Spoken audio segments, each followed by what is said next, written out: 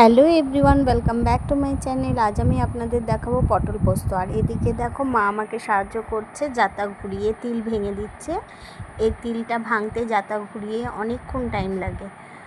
তো আর আমার ছেলে দেখলেই তো বলে জাতা ঘোরে হাতের জোরে। এখন একটু একটু সামান্য কথা শিখেছে, তোর কথা শুনতেও খুব ভালো লাগে আর এত সুন্দর বলে। আর এদিকে দেখো আমি কড়াইতে সর্ষের তেল গরম করে কালো জিরে ফোড়ন দিয়ে পটলগুলোকে দিয়ে দিলাম। দিয়ে একটু দানাযুক্ত পটল হলে খুবই স্বাদ হয়।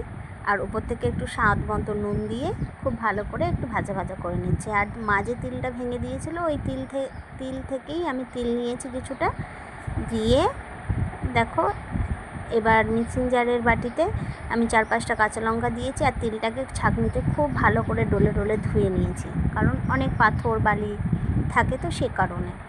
তো এবার তিলটাকে আমি বেটে নেব মিক্সিং জারে। আর এদিকে দেখো পটলটা হালকা একটু লালচে ভাব হয়ে এসেছে, তারপরে দিয়ে দিলাম পেঁয়াজ কুচানো, দিয়ে এবার খুব ভালো করে ভাজা ভাজা করব। আর এদিকে পেস্টটা আমার রেডি হয়ে গেছে। দিয়ে এবার দেখো একটু লাল হয়ে গেছে যখন পটলটা আর পেঁয়াজটার কালারটা, তখন দিয়ে দেবো এই বেটে রাখা পোস্তটা, তিল বাটাটা।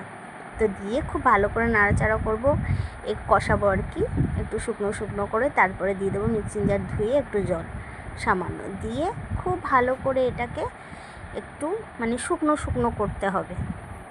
এই জলটা, এই যে জলটা দিলাম, এই জলটাও টেনে নেবে। এমনিতেই ভাজাতেই পটলটা একটুখানি সেদ্ধ হয়েই গেছে, তো সামান্য একটু জল দিয়ে করে নিলাম, দিয়ে দিলাম। দিয়ে এবার দেখো ঠিক কালারটা এরকম হয়ে আসবে। আর এইটার কি স্বাদ তোমাদের কি বলবো, আমি আগেও বলেছি তিল বাটার অপূর্ব স্বাদ, যা পোস্তর থেকে দ্বিগুণ হয়। তো একবার এইভাবে ট্রাই করো, আর এইভাবে বানিয়ে গরম গরম ভাতে খাও, অপূর্ব স্বাদ লাগে, রুটি দিয়েও হেভি লাগে। তো আপনারা একবার এইভাবে ট্রাই করে দেখুন। তো আমি তো এইভাবে খাই, আমাদের বাড়িতে সকলেই এইভাবে পছন্দ করে, এইভাবে খেতে ভালোবাসে।